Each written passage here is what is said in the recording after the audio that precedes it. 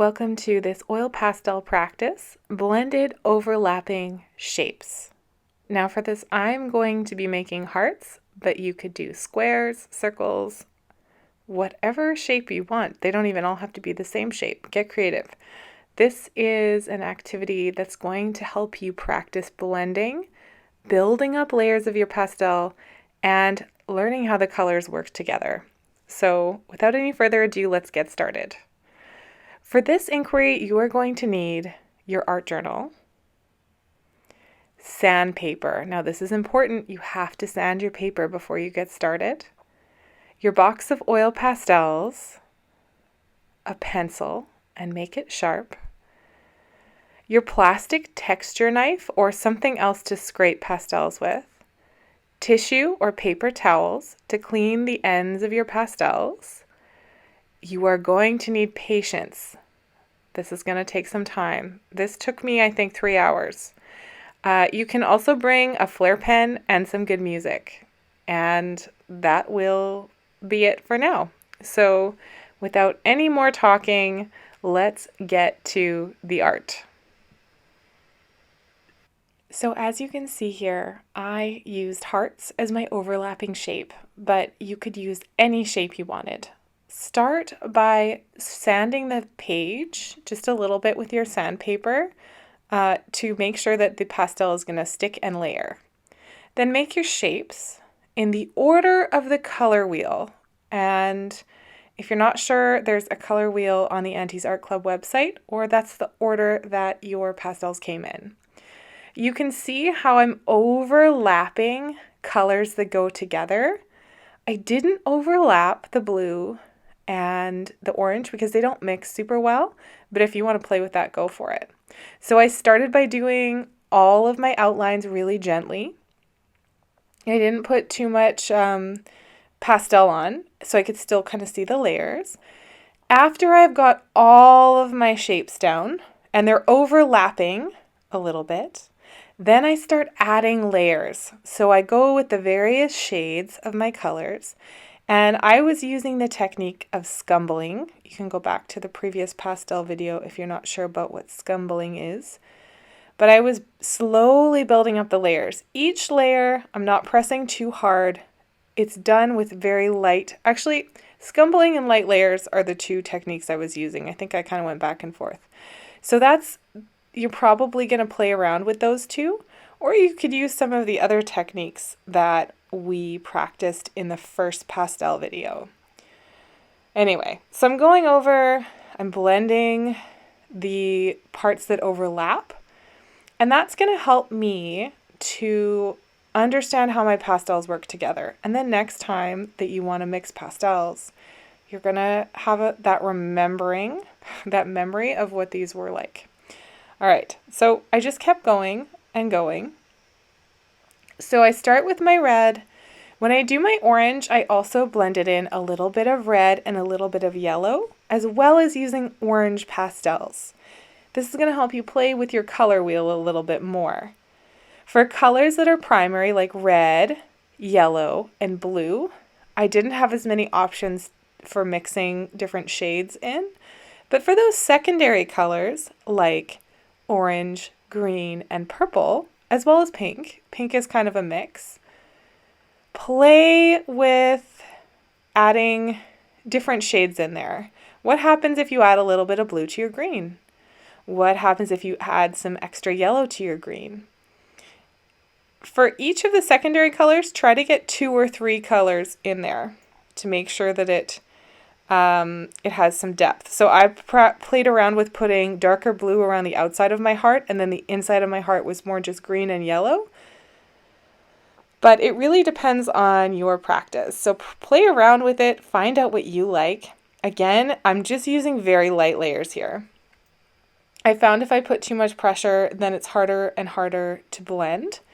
And you get more of those little bits that come out where you almost scratch the pastel off as you're coloring.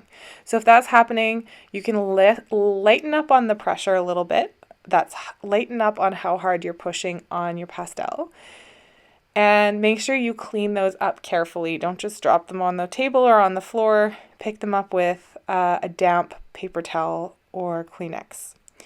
Okay, so we're moving into my blue. I did a light blue in the center and a dark blue around the outside.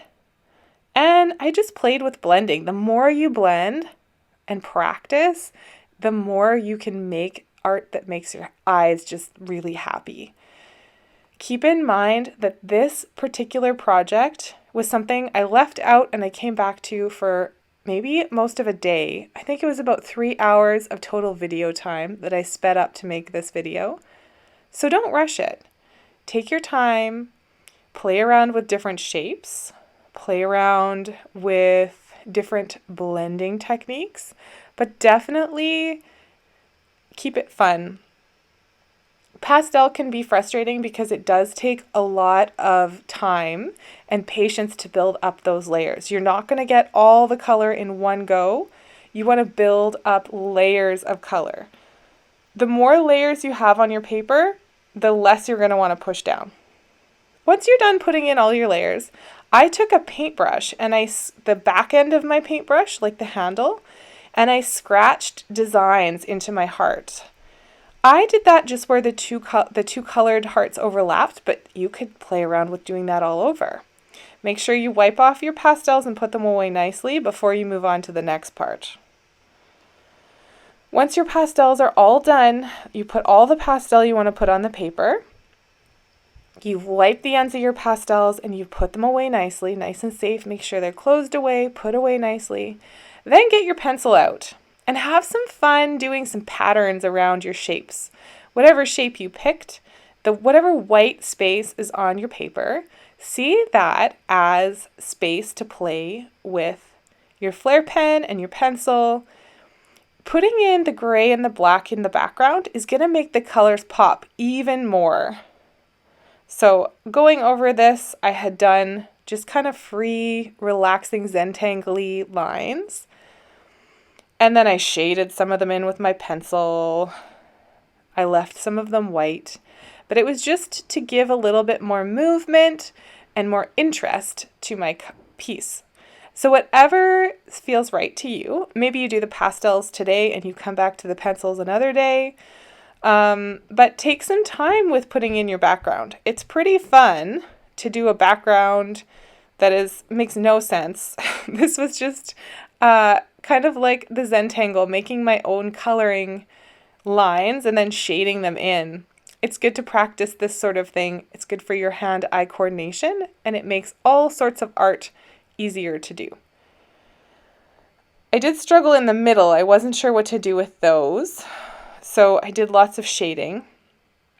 And then I tried to do some patterns and I didn't love how they were turning out. So I did more like shading, cross-hatching, which is going one way and then going the other way. And I thought that it made my hearts pop quite nicely. So play around with that.